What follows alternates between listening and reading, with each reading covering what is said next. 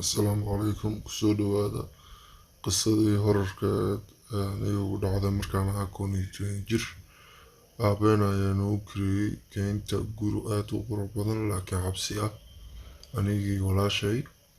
Guriga habeenkii markii la gaaray waxaa jiishad ku arkaynaa duq ah oo dhiig afkeeda ku haleysan oo u cabaadaysa sida cunug yar.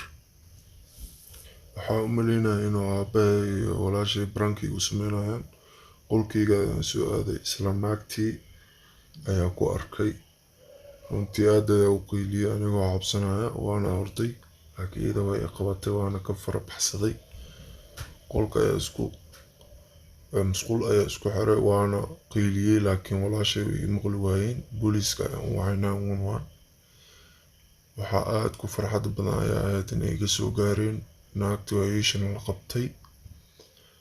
Ninkii booliiska ayaa ii sheegay inay naagta ahayd naag ilmaha cunto oona ku nooleed gurigeena qaybta hoose.